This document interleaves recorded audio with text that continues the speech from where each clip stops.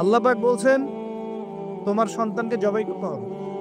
সন্তানকে ডেকে বলছেন ইন্নী আরা ফিল মানামি আন্নী আযবাহুকা, আমি স্বপ্নে দেখেছি আমি তোমাকে জবাই করছি, ফানজুর মাযা তারা, তোমার রায় কি আমাকে বলো।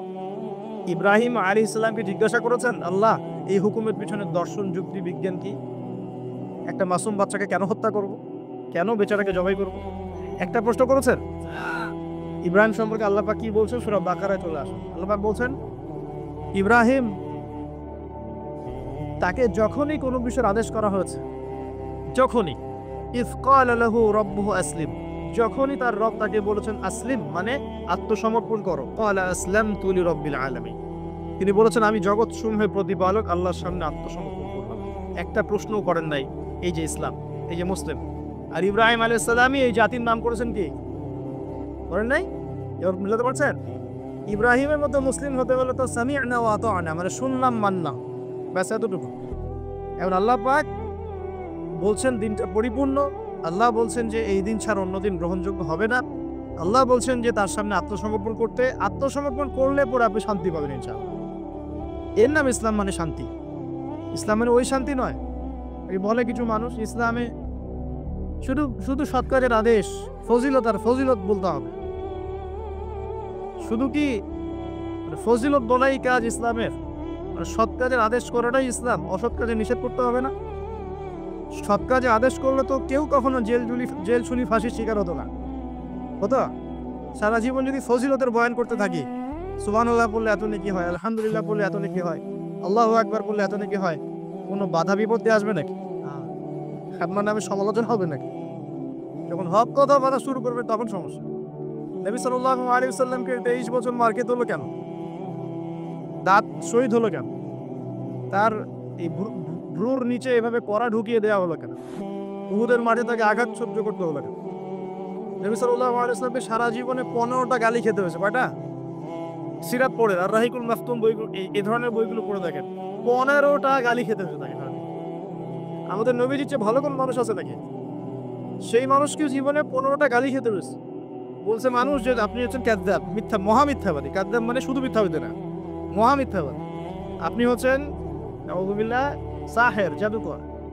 আপনি হচ্ছেন ফারিকুল জামাত বিভক্তকারী, ঐক্য বিনষ্টকারী। বুঝতে পারছেন না কথা? আপনি বলছেন যে মাজনুন, পাগল ব্যক্তি, মাজনুন। কোরআনকে বলছে শয়তানের বাণী, নাউযুবিল্লাহ। তাকে নাকি জিন ভর করেছে, জিন জিন ছাড়ানোর জন্য একজন এসেছিল, জিমাদ আল-আজদি তার নাম। সে খবর পেয়েছে নবী সাল্লাল্লাহু আলাইহি ওয়াসাল্লাম কোরআনের মতো কিছু বলে বেড়াচ্ছেন। তার ধারণা যে নবী সাল্লাল্লাহু আলাইহি ওয়াসাল্লামকে জিন আক্রমণ করেছে, নাউযুবিল্লাহ। সে এসে বলছে, শুনেন ঘটনাটা খুব মজার। সে এসে বলছে যে মুহাম্মদ কোথায়? মক্কায়। সবাই দেখিল ওই যে কাবা ঘরে বসে আছে। তিনি গিয়ে বলছেন যে আমি অনেক জিনগ্রস্ত মানুষের চিকিৎসা করেছি, আপনার কি সমস্যা একটু বলেন তো, আমি আপনার চিকিৎসা করতে আসি। তখন নবী সাল্লাল্লাহু আলাইহি ওয়াসাল্লাম কি বললেন জানেন? তিনি বলছেন, এই যে এটা বলছেন, ইন্নাল হামদুলিল্লাহ নাহমাদুহু ওয়া নাস্তাঈন মান ইয়াহদিহিল্লাহু ফালা মুদিল্লা লাহু ওয়া মান ইউদ্লিল ফালা হাদিয়া লাহু ওয়া আশহাদু আন লা ইলাহা ইল্লাল্লাহ ওয়া আশহাদু আন লা ইলাহা ইল্লাল্লাহ ওয়াহদাহু লা শারীকা লাহু ওয়া আশহাদু আন্না মুহাম্মাদান আবদুহু ওয়া রাসূলুহু আম্মা বা'দ। এই পর্যন্ত এসেছেন। এতটুকু শোনার পরে এই জিমাদ আল-আজদি তিনি বলছেন যে আচ্ছা কি বললেন আরেকবার বলেন তো। আরো একবার শোনালেন, সহিহ হাদিস। আবার বলেন দেখি, আরো একবার বলেন, আবার শুনলেন। তিনবার নবী সাল্লাল্লাহু আলাইহি ওয়াসাল্লাম এই কথাটা বললেন। কথা বলার আগে যে হাম সানা পড়েছেন, কথা কিন্তু এখনো বলেন নাই, হামদ এবং সানা পড়েছেন।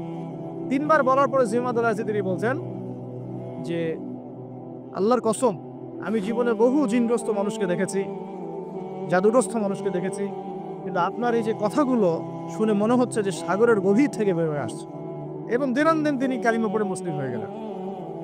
এটা বিখ্যাত ঘটনা, জিমাদ আল-আজদির ঘটনা।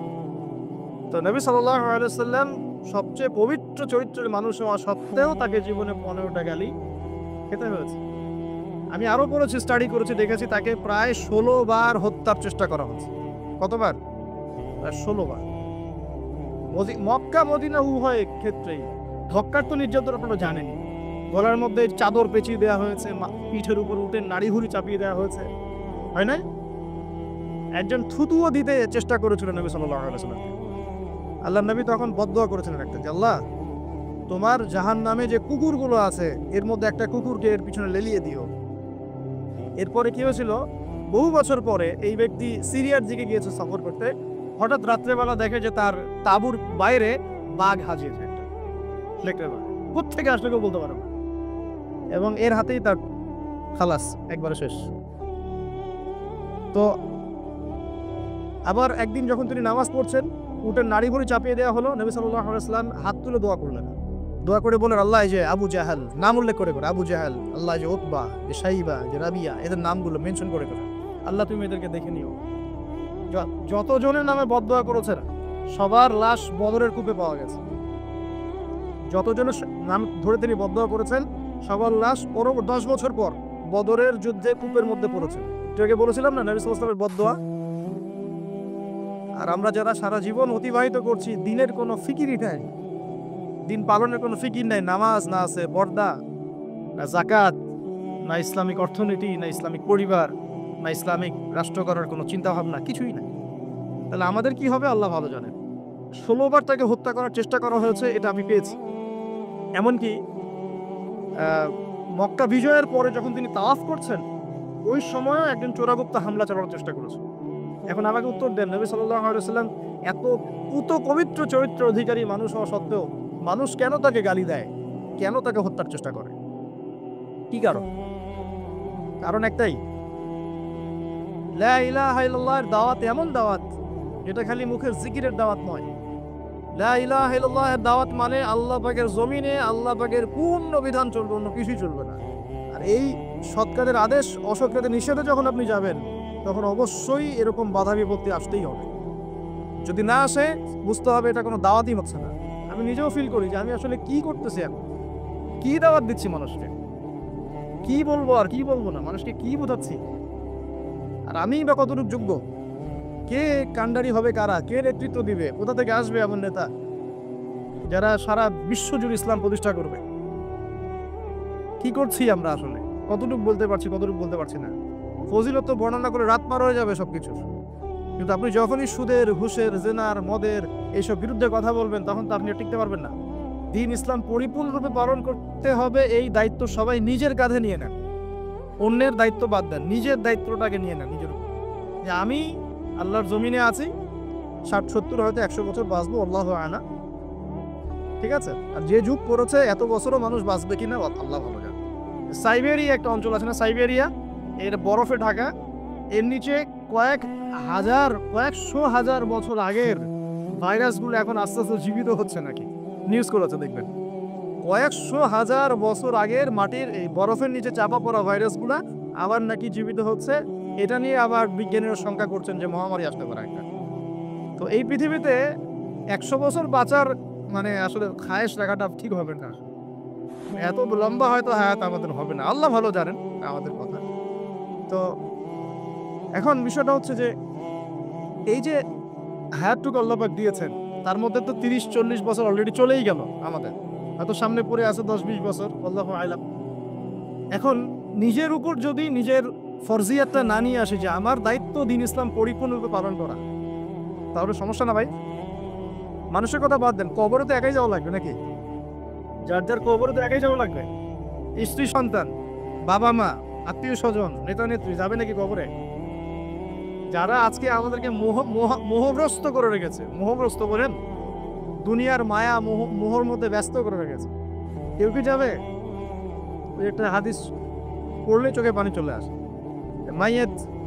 মাইয়াতকে রাখা হয় কবরে, আর মাইয়াত পায়ের খসখস শব্দ শুনতে পারে, তাকে যারা দাফন করতে আসছে তার পায়ের খসখস শব্দ সে শুনতে পারে। আল্লাহ পাক শোনায়।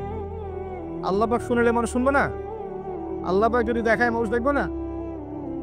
তো আল্লাহ যদি কাউকে কিছু শোনান, তারপর তো সে শুনবে, সে দেখবে, সে বুঝবে। এরপরে যখন তারা চলে যায়, তখন সে একা নিথর পড়ে থাকে। যদি মুমিন ব্যক্তি হয় তাহলে মাথার দিক থেকে নামাজ আসবে, এই যে ডান দিক থেকে যাকাত, বাম দিক থেকে রোজা, পায়ের দিক থেকে অন্যান্য সৎ আমলগুলো এসে তাকে সঙ্গ দিবে। ফেরেশতারা প্রশ্নোত্তর পর্ব করবেন, সে ইনশাআল্লাহ তাআলা বুক ফুলি উত্তর দিয়ে দিবে ইনশাআল্লাহ। এখন দেখেন, এই যে প্রশ্ন করা হবে মান রব্বুক, কে তোমার রব, দুনিয়াতে যে আল্লাহ দিনই পালন করছে না, সে উত্তর দিতে পারবে নাকি? মান রব্বুক, কে তোমার রব, আল্লাহর সাথে দুনিয়াতে শিরিক করছে, তো শিরিকের পাপে থাকলে কি মান রব্বুক উত্তর দিতে পারবে? জিজ্ঞেস করা হবে মা দিন, তোমার দিন কি? যে দিন ইসলাম আংশিক মানে না, উত্তর দিতে পারবে?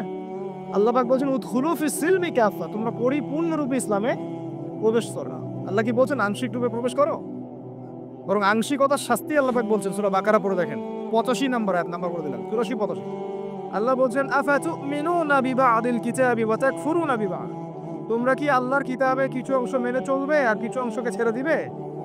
ফামা জাযাউ মান ইয়াফআলু যালিক ইল্লা খিজয়ুন ফিল হায়াতিদ দুনিয়া, যারা এরকম আদর্শে চলবে, কিতাবের কিছু অংশ মানি কিছু অংশ মানি না, আল্লাহ বলছেন দুনিয়াতেই তাদেরকে লাঞ্ছিত করে দিব আমি।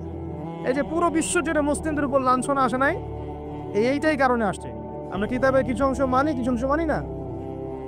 কিতাবের কিছু অংশ আমরা মানি ঠিকই, কে বলছে নামাজ রোজা হজ জাকাত আমরা মানি না? আমরা মানি তো, কিন্তু সুদটা ছাড়তে যান দেখেন মানে কিনা। সুদের করাল গ্রাসে এই পুরো বিশ্বের অর্থনৈতিক সিস্টেমটা এখন হুমকির মুখে পড়ে আছে।